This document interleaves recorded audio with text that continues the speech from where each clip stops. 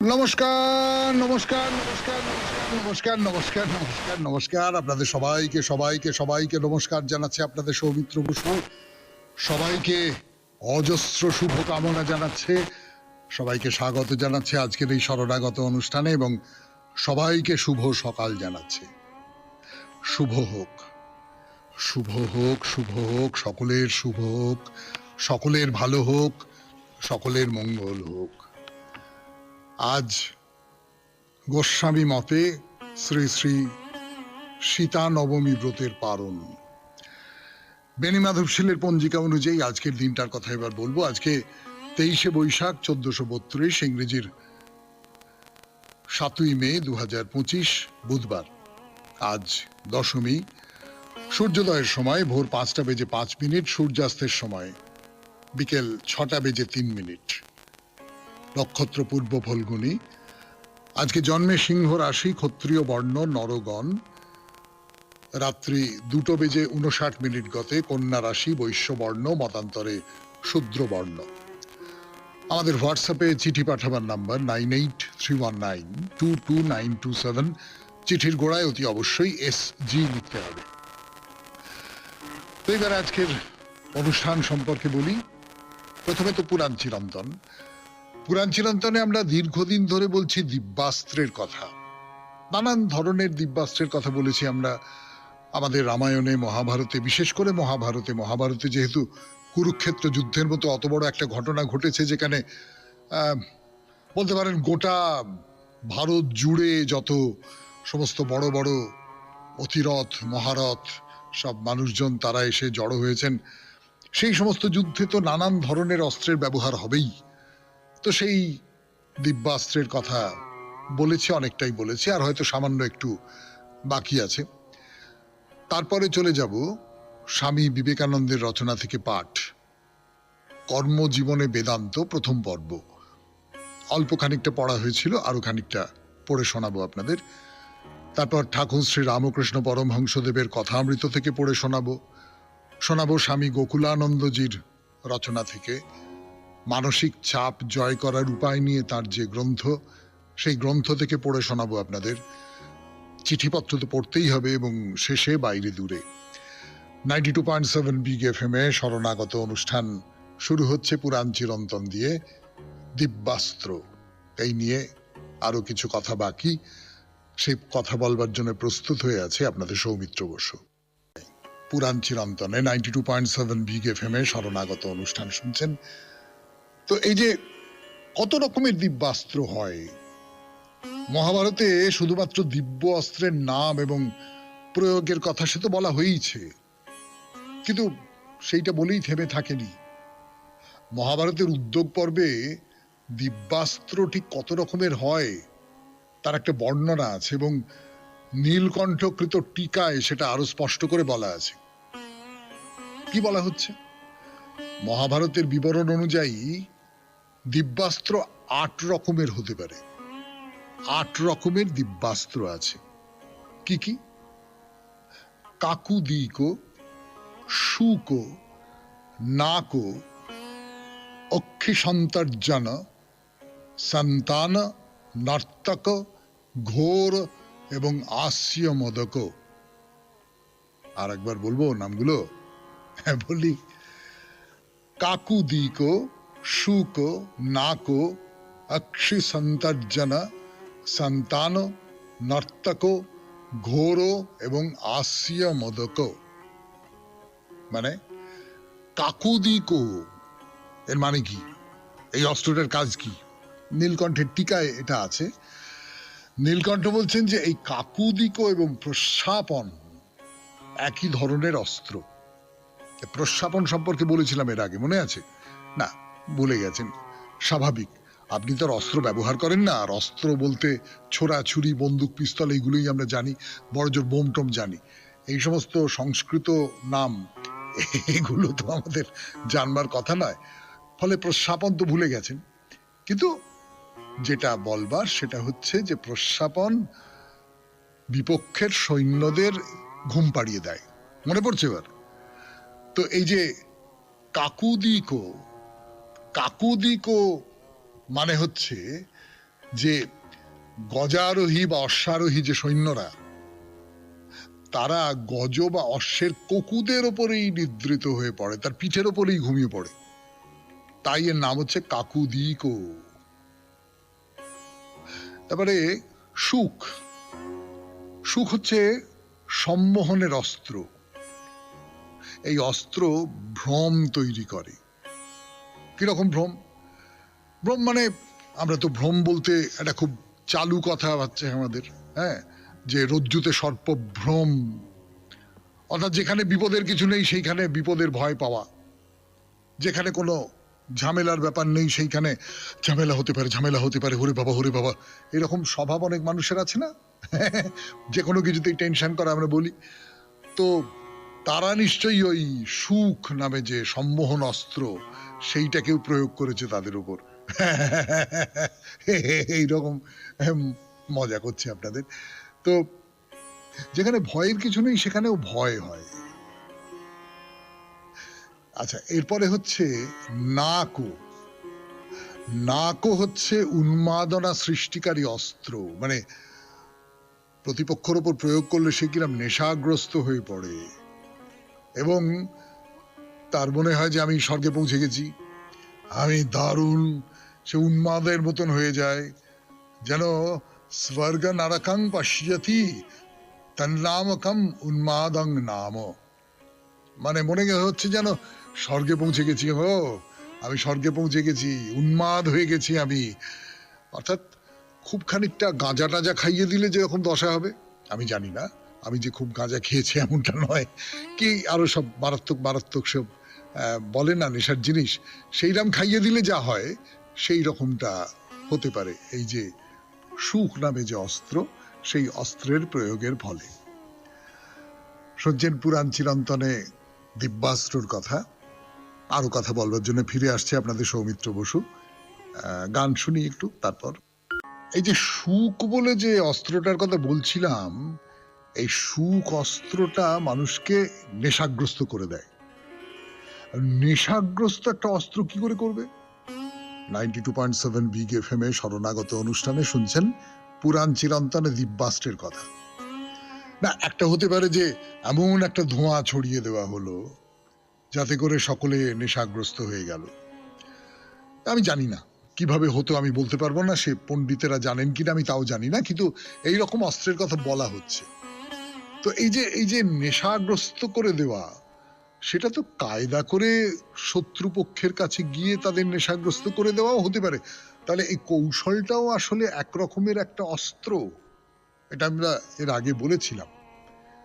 তো যেমন ধরা যাক, আর একটা অস্ত্রের কথা বলছিলাম আপনাদের, অক্ষি সন্তর্জন বা অক্ষি সন্তর্জন, যদি বাংলা করে বলি, সংস্কৃত উচ্চারণ না করি, তাহলে অক্ষি সন্তর্জন, যেটা ভয়ানক ভয় তৈরি করে, ভেতরে ভেতরে একটা প্রবল ভয় তৈরি করে, ত্রাস তৈরি করে। এবং বলা হচ্ছে যে সে ভয় এমনই যে বিপক্ষের যোদ্ধারা মলমূত্র ত্যাগ করে ফেলে। যুদ্ধ করতে গেছে, সেইখানে মলমূত্র ত্যাগ হয়ে গেছে, এইরকম সে ভয়ঙ্কর ভয় দেখায়, সেটা একটা অস্ত্র।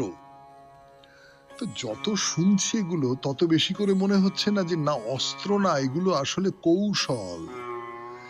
এগুলো আসলে নানানভাবে বিপক্ষীয় যে শত্রু তাদের পেড়ে ফেলবার জন্য কেবলমাত্র যে অস্ত্র আঘাত করে, তার বাইরেও অন্য নানান রকমের সূক্ষ্ম কায়দা কৌশল, এইরকমটা আমার অন্তত খুব মনে হচ্ছে। হ্যাঁ, তারপরে ধরুন আমি যদি বলি যে সন্তান, সন্তান একটা অস্ত্রের নাম। সন্তান এই অস্ত্রের প্রভাবে নিরবচ্ছিন্নভাবে ঐন্দ্র, অগ্নি প্রভৃতি দিব্য অস্ত্র বর্ষিত হয়। এই অস্ত্রটা প্রয়োগ করলে আরো নানান রকম অস্ত্র শত্রুপক্ষের উপর পড়ছে। নর্তক অস্ত্রের প্রয়োগের ফল অনেকটা ওই মাদক সেবনের মতোই, বিপক্ষের যোদ্ধারা সব মত্ত হয়ে নৃত্য করতে থাকে। বা ঘোর বলে আর একটা অস্ত্রের কথা আছে, তাকে নীলকণ্ঠ বলেছেন রাক্ষসাস্ত্র। এই অস্ত্রের প্রয়োগে বিপক্ষ ভয় পেয়ে কান্নাকাটি করতে থাকে। এরকম সব নানান রকম অস্ত্রের কথা বলা হয়েছে, আরো সব অস্ত্রের কথা। তো দিব্যাস্ত্র নিয়ে আমাদের কথাবার্তা শেষ হলো আজকের মতো, এবং পুরাণ চিরন্তনে দিব্যাস্ত্র নিয়ে আবার বহুদিন পরে যদি কখনো বলতে ইচ্ছা হয়, আপনারা ভুলে টুলে গেছেন, তখন আরেকবার বলা যাবে।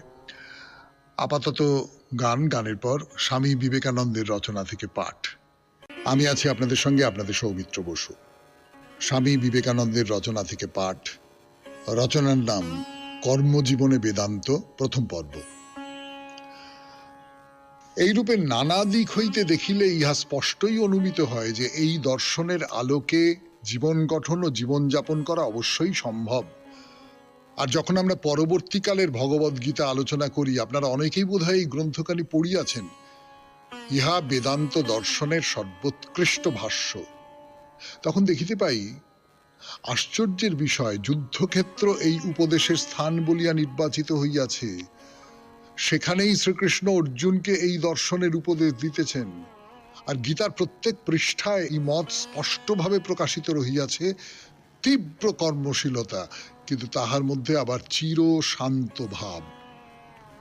এই তত্ত্বকে কর্ম রহস্য বলা হইয়াছে। এই অবস্থা লাভ করাই বেদান্তের লক্ষ্য। আমরা অকর্ম বলিতে সচরাচর যাহা বুঝি, অর্থাৎ নিশ্চেষ্টতা, তাহা অবশ্য আমাদের আদর্শ হইতে পারে না। তাহা যদি হইত, তবে তো আমাদের চতুষ্পার্শ্ববর্তী দেওয়ালগুলি পরম জ্ঞানী হইত। তাহারা তো নিশ্চেষ্ট। মৃত্তিকাখণ্ড, গাছের গুঁড়ি, এইগুলি তো তাহা হইলে জগতে মহাতপস্বী বলিয়া পরিগণিত হইত। তাহারাও তো নিশ্চেষ্ট। আবার কামনাযুক্ত হইলেই যে নিশ্চেষ্টতা কর্মে পরিণত হয়, তাহা নয়। বেদান্তের আদর্শ যে প্রকৃত কর্ম, তাহা অনন্ত স্থিরতার সহিত জড়িত। যাহাই কেন ঘটুক না, সে স্থিরতা কখনো নষ্ট হইবার নয়। চিত্তের সে সমতা কখনো নষ্ট হইবার নয়। আর আমরা বহুদর্শিতার দ্বারা জানিয়াছি, কার্য করিবার পক্ষে এইরূপ মনোভাবই সর্বাপেক্ষা ভালো।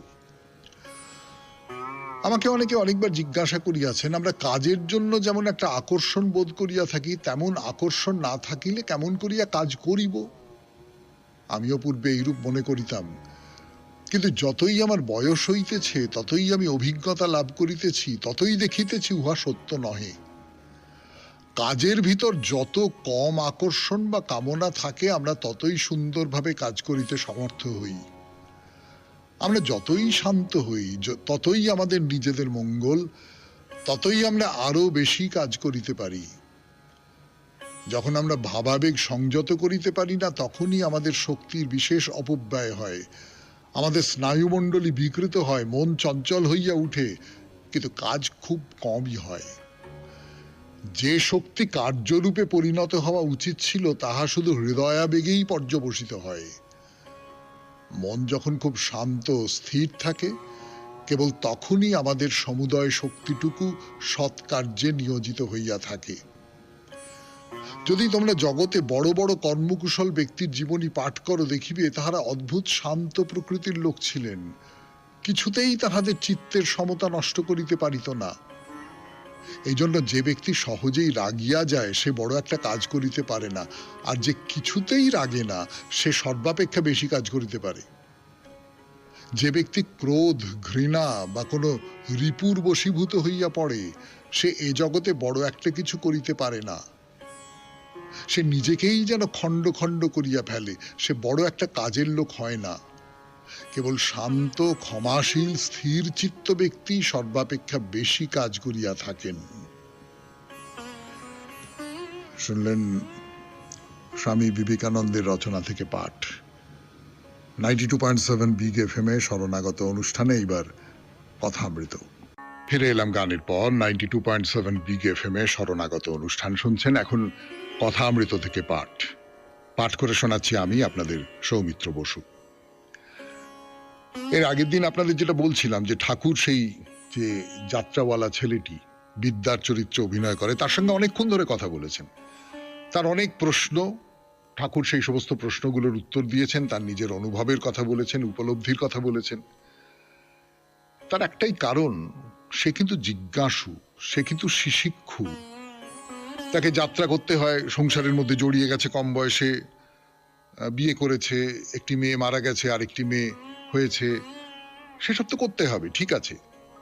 কিন্তু ভেতরে ভেতরে তার এই যে ঈশ্বর সম্পর্কে, আধ্যাত্মিকতা সম্পর্কে যে যে আগ্রহ, যে কৌতূহল এবং যে যে অভিলাষ, সেটি কিন্তু থেকে গেছে ভেতরে ভেতরে। ঠাকুর এটা খুব পছন্দ করেছেন, তিনি নানান রকম কথা বলেছেন, তার সঙ্গে বসে বসে কথা বলেছেন এবং আসতে বলেছেন। আবার তার পক্ষে আসা একটু মুশকিল, তার কারণ তো এই যাত্রার দল এখান থেকে ওখানে চলে যায়, ওখান থেকে ওখানে চলে যায়, কিন্তু আসতে বলছেন ঠাকুর। এবং এই এই ছেলেটি তো আমাদের মতো, আমরাও তো সংসারের পাকে নানান রকম ভাবে জড়িয়ে আছি, সেখান থেকে বেরোতে পারছি না, তার ফলে আমাদের খুব কষ্ট। আমার ভেতরে যদি এই যে বৈষয়িকতার যে ঝড়, এই যে জাগতিকতার যে ঝড়, সেই ঝড়টাকে আড়াল করে আমি যদি আমার ভেতরে একটা আধ্যাত্মিকতার ক্ষীণ স্রোত বইয়ে রাখতে পারি, অন্তত মানে শরণাগত আপনাকে এই দিকে একটু এগিয়ে দেওয়ার চেষ্টা করতে পারে। এই ঝড়ের মধ্যে আঁচল চাপা দিয়ে একটা প্রদীপ, সেই প্রদীপটা নিবু নিবু হয়ে যাচ্ছে, তা সত্ত্বেও আপনি হাত দিয়ে আটকে আগলে কোনো রকমে সেই প্রদীপটাকে জ্বালিয়ে রেখে দিচ্ছেন। এইটুকুই আমরা করতে পারি ওই ছেলেটির মতো। তাহলেই আমরা ঠাকুর শ্রী রামকৃষ্ণ পরমহংসদেবের আশীর্বাদ পাবো, তাঁর প্রসন্নতা পাবো। তো যাই হোক, ঠাকুর তো ওই বিদ্যা, যে ছেলেটি সে চলে গেল, তারপরে আরো কিছু ভক্ত এসে পৌঁছলেন ঠাকুরের কাছে। ঠাকুর তাদের সঙ্গে কথা বলতে আরম্ভ করলেন। কথায় কথায় বুদ্ধদেবের প্রসঙ্গ উঠে পড়ল। তো ঠাকুর বলছেন যে বুদ্ধদেবের কথা অনেক শুনেছি, তিনি দশাবতারের ভেতর একজন অবতার। বুদ্ধদেব কিন্তু আলাদা একটা ধর্মমত তৈরি করেছিলেন, বৌদ্ধ ধর্ম। বৌদ্ধরা যে উপাসনা করেন, বৌদ্ধরা যে ধর্ম চর্চা করেন, তার সঙ্গে হিন্দু ধর্মের অনেক প্রভেদ আছে। কিন্তু হিন্দু ধর্ম বুদ্ধদেবকে নিজের ধর্মের যে অবতার তার মধ্যে ঢুকিয়ে নিয়েছে। হিন্দু ধর্মের এই যে সর্বগ্রাসী কি বলবো গ্রহণ করবার ক্ষমতা, এইটাই হিন্দু ধর্মকে এতদিন ধরে এত বড় করে বাঁচিয়ে রাখতে পেরেছে। তো যাই হোক, বুদ্ধদেব সম্পর্কে তিনি যেটা বলছেন যে ব্রহ্ম অচল অটল নিষ্ক্রিয় বোধস্বরূপ। বুদ্ধি যখন এই বোধস্বরূপে লয় হয়, তখন ব্রহ্মজ্ঞান হয়, তখন মানুষ বুদ্ধ হয়ে যায়, তখন মানুষ অচল নিষ্ক্রিয় শুধু বোধ, সেই বোধে পরিণত হয়। শুনছেন কথামৃত থেকে পাঠ, 92.7 বিগ FM এ শরণাগত অনুষ্ঠানে। এখন গানের পর আরো কথা, ঠাকুরের কথা। গান শেষ, কথা শুরু। 92.7 বিগ FM এ শরণাগত অনুষ্ঠান শুনছেন। শ্রীরামকৃষ্ণ পরমহংসদেবের কথা বলছি আপনাদের। বলছেন বুদ্ধি যখন এই বোধস্বরূপে লয় হয়, ব্রহ্ম যে অচল অটল নিষ্ক্রিয় বোধস্বরূপ, তখনই সে বুদ্ধ হয়ে যায়। কিন্তু যতক্ষণ অহং থাকে ততক্ষণ ব্রহ্মজ্ঞান হয় না। ব্রহ্মজ্ঞান হলে, ঈশ্বরকে দর্শন করলে, তবে অহং নিজের বশে আসে, তা না হলে অহংকে বশ করা যায় না। এইটা আমরা কি করে বুঝবো? আমরা তো ব্রহ্মজ্ঞান আমাদের হয়নি, হবে না, মানে ধরিনি যে হবে না। ব্রহ্মজ্ঞান সেই পর্যন্ত আমরা স্পর্শ করতে পারবো না।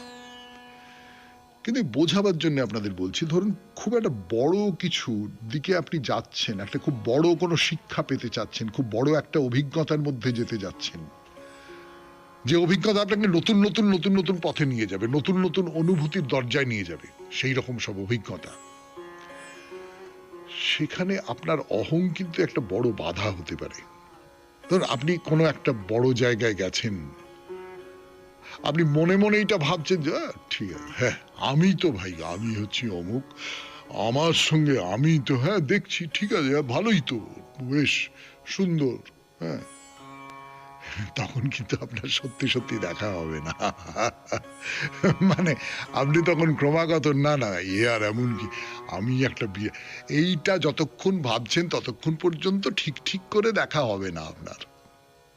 অর্থাৎ অহংকে আপনাকে ছাড়তে হবে। আপনি যখন আমাদের যে আমরা স্কুলে পড়তাম সেই স্কুলের একটা লোগো ছিল, মানে লোগো মানে ওই হয় না যে মাঝখানে একটা ছবির মতো আঁকা, তার চারপাশে কিছু লেখা আছে ইত্যাদি ইত্যাদি। তো সেখানে একটা কথা লেখা ছিল, সেই কথাটা আমার বুকের মধ্যে খুব বসে গেছে।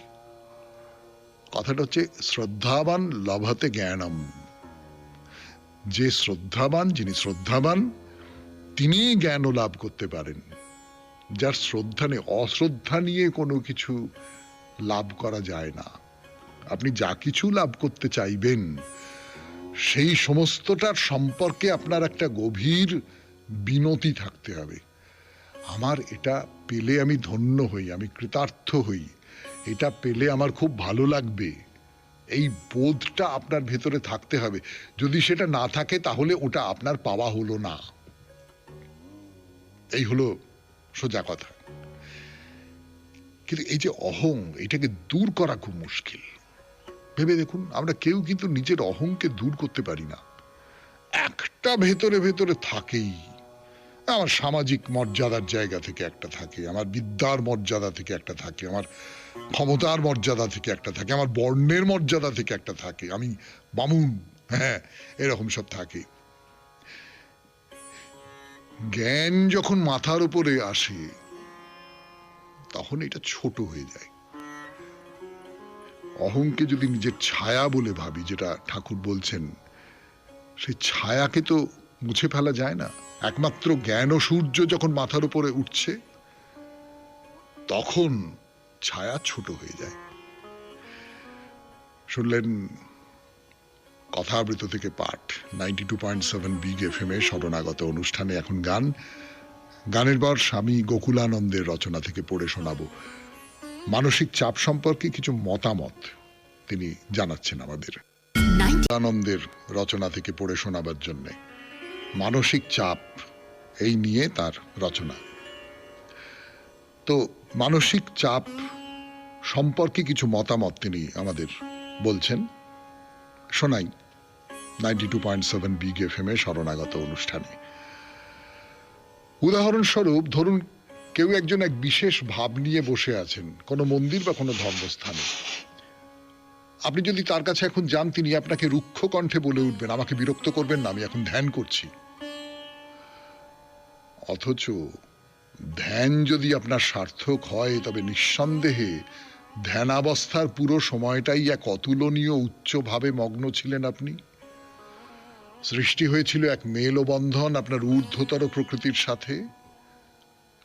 ধ্যান শেষে আপনার ঘর বা মন্দির থেকে আপনি যখন বেরিয়ে আসছেন তখন আপনি যেন অন্য একজন, রূপান্তরিত, সৌম্য দর্শন। অন্তত সেই সময়ে আপনার কাছ থেকে আমরা এক মধুর আন্তরিক ব্যবহার আশা করতেই পারি। অথচ এই অভিজ্ঞতা অনেকেরই যে তথাকথিত ধ্যান করার পর বেরিয়ে এলেন ধ্যানী, রাগে অগ্নিশর্মা হয়ে। এর অর্থ এই যে সত্যিকারের আধ্যাত্মিক তপশ্চর্যা করতে এরা জানেন না। জেনে রাখুন, সত্যি এবং সঠিক আধ্যাত্মিক জীবনযাপন মানুষকে শান্ত, সমাহিত, সুসংহত করে। সত্যিকারের আধ্যাত্মিক কোনো ব্যক্তির সংস্পর্শে যদি যান, দেখবেন তার চারপাশে এক অসাধারণ শান্তির বাতাবরণ সৃষ্টি হয়েছে। তার পাশে বসে মনে হবে কি শান্ত, সুসংহত ইনি। এর মধ্যে তো মানসিক ঝঞ্ঝাটের চিহ্ন মাত্র দেখছি না। কিন্তু যে নিজেই মানসিক ঝঞ্ঝায় ক্ষিপ্ত, তার পাশে গিয়ে দেখবেন এক সম্পূর্ণ ভিন্ন বাতাবরণ। আমাদের অন্তঃস্থিত অনন্ত সত্যকে উপলব্ধি না করলেও অল্প বিস্তর ধ্যানের মাধ্যমে আমাদের মধ্যেকার উচ্চতর সত্তার কিছু পরিচয় পাওয়া সম্ভব। আর সার্থক ধ্যানের কথা তো বলাই বাহুল্য। আমাদের মানসিক চাপ নিরসনে সার্থক ধ্যানের ভূমিকা বহুদূর প্রসারিত। ঠিক এই কারণেই রামকৃষ্ণ মিশনের প্রতীকে স্বামী বিবেকানন্দ 4টি যোগেরই সঠিক সমন্বয় সৃষ্টি করেছেন। দার্শনিক ইয়াং যখন মানুষের পুরুষ প্রকৃতি আর স্ত্রী প্রকৃতি, অর্থাৎ বাহ্যিক সক্রিয়তা আর অন্তর্মুখী অন্তর্দর্শনের ভারসাম্যের কথা বলছেন, স্বামী বিবেকানন্দ তখন আরো বহুদূর পর্যন্ত বিস্তৃত হয়েছেন। এই যুগের অন্যতম শ্রেষ্ঠ ঋষি স্বামী বিবেকানন্দ আমাদের শ্রেষ্ঠ মহাপুরুষদের ধারা অনুসরণ করে এক বোধগম্য দৃশ্যমান প্রতীকের মাধ্যমে 4টি যোগের সুষম সমন্বয়ের কথাই প্রকাশ করেছেন। শুনলেন স্বামী গোকুলানন্দের রচনা থেকে পাঠ। 92.7 বিগ এফএম এ শরণাগত অনুষ্ঠানে এবার আপনাদের চিঠি। ফিরে আসছি, একটু গান শুনে নি, এরপর ফিরে এলাম 92.7 বিগ এফএম এ শরণাগত অনুষ্ঠান শুনছেন। এখন চিঠিপত্র। শ্রাবণী ভট্টাচার্য চিঠি লিখেছেন কলেজ স্ট্রিট থেকে। আগেরবার আমাদের বাড়ির কাজ ছিল নারী জাগরণ নিয়ে লেখা। সেদিনের সেই চিঠিতে আমি যাদের কথা লেখার পর ও চিঠি অনেক বড় হয়ে যাবে বলে অনুষ্ঠানে পড়তে অসুবিধে হবে ভেবে কেটে দেওয়ার জন্যে অপরাধ বোধ হচ্ছে, তারা হলেন রাজা রামমোহন রায়, পণ্ডিত ঈশ্বরচন্দ্র বিদ্যাসাগর মহাশয়। এদের কর্মজীবন সম্বন্ধে আমাদের সম্পূর্ণ ধারণা নেই। এরকম অসংখ্য মনীষীদের কথা শরণাগততে শুনতে পেলে আমার বেশ ভালো লাগবে। আরেকটি কথা, সম্পূর্ণ অন্য কথা। গত 5ই জানুয়ারি আমরা বাড়ি থেকে কয়েকজন দেবানন্দপুরে অপরাজেয় কথাশিল্পী শরৎচন্দ্র চট্টোপাধ্যায়ের বাড়ি দেখতে গিয়েছিলাম। ওর বাড়িতে অনেক কিছু দেখেছি, তবে সেই সব কথা এখন বলছি না। এখন বলবো চন্দননগরের গঙ্গার ধারে প্রবর্তক সংঘের, যা কিনা একসময় ছিল স্বাধীনতা সংগ্রামীদের মিলন ক্ষেত্র। ঋষি অরবিন্দ ঘোষ, নেতাজি সুভাষচন্দ্র বসু এখানে একসময় থেকেছেন। এর ঠিক পাশেই আছে ব্রতকথার গল্পের ধনপতি সওদাগরের পূজিত দেবী বোড়াই চণ্ডীর মন্দির। স্থানীয় মুখোপাধ্যায় ও চট্টোপাধ্যায় পরিবার পালা করে দেবীর ব্যবস্থা করে থাকেন। চৈত্র মাসের নীলকণ্ঠের পূজার দিন ও মঙ্গলবার করে মায়ের বিশেষ পূজা হয়। এছাড়া দুর্গাপুজো, জগদ্ধাত্রী পুজোর সময়ও বিশেষ পূজা হয়। আমি যখন গিয়েছিলাম সন্ধেবেলা আলাদা করে পুজো দেওয়া হয়নি, তবে মা যে বড় জাগ্রত আমার দিদির কাছে শোনা। দিদি ও চন্দননগরেই থাকেন। আমার অনেকদিন ধরে ইচ্ছে ছিল মায়ের মুখ দর্শন করার। খুব ভালো লাগলো মাকে দেখে। আমার প্রণাম নেবেন মাস্টার মহাশয়। Shrabani Bhattacharya, College Street, Kolkata. এই জায়গাগুলোর কথা যে আমরা সকলেই খুব জানি এমনটা হয়তো নয়, কিন্তু শ্রাবণী ভট্টাচার্য এই জায়গার কথাটা বললেন আমাদের। আর একেবারেই তো বাড়ির পাশে, উনি যেমন বেড়াতে বেড়াতে চলে গেছেন, সেই রকম করে আপনিও চলে যেতে পারেন। একবার গিয়ে দেখুন না কিরকম লাগে। এইবারে তাহলে দার্জিলিং, মানে বাইরে দূরে, 92.7 বিগ এফএম এ শরণাগত অনুষ্ঠানে ফিরে এলাম গানের পর। যে কথা দিয়ে গতদিন শেষ করেছিলাম, যে বৌদ্ধ মন্দিরের একটা অপূর্ব অনুপম সৌন্দর্য আছে। সেই সৌন্দর্যের নানান ধরন আছে। মানে আমি যে ওই ধরুন যেখানে গিয়েছিলাম, সব ভিয়েতনাম, কম্বোডিয়া, লাওস, এই সমস্ত জায়গায় গিয়েছিলাম, সেখানকার বৌদ্ধ মন্দিরের যে ধরন, তার মধ্যে বলেছিলাম সোনা রং প্রচুর থাকে। এবং সেই সোনা রং যে আমাদের এখানের যে মন্দির সেখানেও থাকে না এমনটা নয়। বুদ্ধ মূর্তি সব স্বর্ণবর্ণ হয়ে থাকে, সে কথায় পরে আসব। এবং ভেলভেটের মতন লাল, একটা লাল ভেলভেট ধরনের একটা রং থাকে। তো যাই হোক, দার্জিলিং এ একটি জাপানি মন্দির আছে। মানে আমি কখনো জাপান যাইনি, যাওয়ার খুব ইচ্ছে আছে। সেখানেও তো বৌদ্ধ ধর্মের প্রভূত প্রসার ঘটেছিল, এবং জাপানেও বেশ কিছু বৌদ্ধ মন্দির আছে। এবং জাপানিরাও আমাদের এখানে এরকম বেশ কিছু বৌদ্ধ মন্দির বা ধর্মস্থান, প্যাগোডা এইসব তৈরি করে দিয়েছেন। সেটা দিয়েছেন তার কোনোটা ধরুন একেবারে সরকারিভাবে তৈরি করে দেওয়া। জাপান সরকার করে দিয়েছেন এখানে বুদ্ধদেবের যে জন্মস্থান কপিলাবস্তু, সেইখানে তৈরি করে দিয়েছেন। আমরা সেই জায়গাটা ঘুরেছিলাম, বেশ কিছুদিন ধরে ঘুরেছিলাম। আপনারা যারা নিয়মিত শরণাগত শোনেন তারা হয়তো কেউ কেউ মনে করতে পারবেন। তাছাড়া ওখানকার যারা ধর্মপ্রাণ, বুদ্ধ ভক্ত, ধনী মানুষ, তাদের ব্যবস্থাপনাতেও এরকম কিছু কিছু মন্দিরের কথা, ধর্মস্থানের কথা আপনাদের আগে বলেছি। তা আজকেও তো বলবো দার্জিলিং এর এই জাপানি মন্দিরের কথা বলবো। কিন্তু তার আগে একটা ছোট্ট কথা বলে নিতে হবে। এই যে সরকার থেকে মন্দির তৈরি করে দেওয়া হয়, বা ধরুন খুব সম্পন্ন মানুষ তারা মন্দির তৈরি করে দেন, এটা কেন হঠাৎ দেশের নানান জায়গায় সরকারি উদ্যোগে বা বেসরকারি উদ্যোগেও হতে পারে, নিজের দেশের বাইরে অন্য জায়গায় মন্দির তৈরি করে দেওয়া? এর পেছনের কারণটা কি? এর পেছনের কারণটা হলো সমস্ত পৃথিবীর মানুষ যা নিয়ে চিন্তিত, সমস্ত পৃথিবীর মানুষ যা নিয়ে উদ্বিগ্ন, সেটা হচ্ছে বিশ্ব শান্তি। এই বিশ্ব শান্তি নানান ধরনের সমস্ত চ্যালেঞ্জের মুখোমুখি পড়েছে। আপনারা সকলেই জানেন, আমি আর কি বলবো বড় করে। সেটা সুদূর কোনো জায়গাতেও হতে পারে, আবার একেবারে ঘাড়ের ওপরেও হতে পারে। এই নানান জায়গায় কিন্তু খুব একটা বিশ্ব শান্তি একটা সংকটের মধ্যে পড়েছে। আমি পক্ষে বিপক্ষে কোনো কথা বলছি না। আর বুদ্ধদেব অন্য সমস্তটা বাদ দিয়ে তার ধর্মমত ইত্যাদি ইত্যাদি যা কিছু, সেইগুলো নিয়েও আমাদের আলোচনা হয়েছে। আমরা তো একবার শনিবারে মহাপুরুষের কথায় বুদ্ধদেবকে নিয়ে দীর্ঘদিন আলোচনা করেছিলাম, এবং তাতে বুদ্ধদেবের যে ধর্মমত সেটা খুব সহজ করে, খুব তরল করেই আমি বলবো, আপনাদের বলেও ছিলাম। তো সেটা বাদ দিয়ে আমি বলছি, এই শান্তির প্রচারে অক্লান্ত ছিলেন। তার ধর্মের একেবারে মূল যে কথাটা, সেইটা হলো শান্তি। তো আমি ঠিক মতো উচ্চারণ করতে পারছি কিনা জানি না, মানে জাপানি ভাষায় বৌদ্ধ ধর্মের যে সারমর্ম, সেই সারমর্ম হলো মিয়োহো রেঙ্গে কিও। এইটা হলো শান্তির মন্ত্র।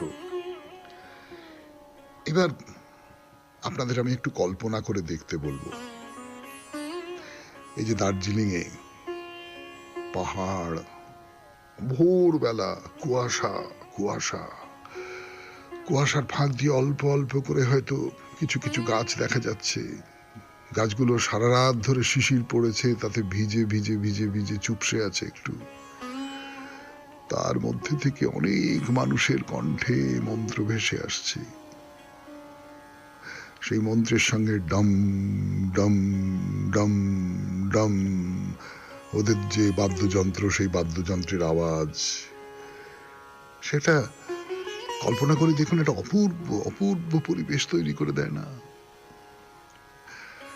শুনছেন জাপানি মন্দিরের কথা দার্জিলিং এ 92.7 বিগ এফএম এ শরণাগত অনুষ্ঠানে।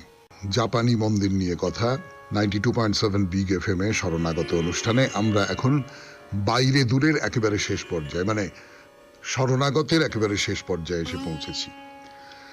তো এই যে জাপানি মন্দির নিয়ে কথা বলতে গিয়ে আর একটা প্রসঙ্গ মনে পড়ে গেল। আমরা তো প্যাগোডা দেখেছি, বেশ কিছু প্যাগোডা দেখেছি। শান্তির প্রচার করবার জন্য তাদের তৈরি করা হয়েছে।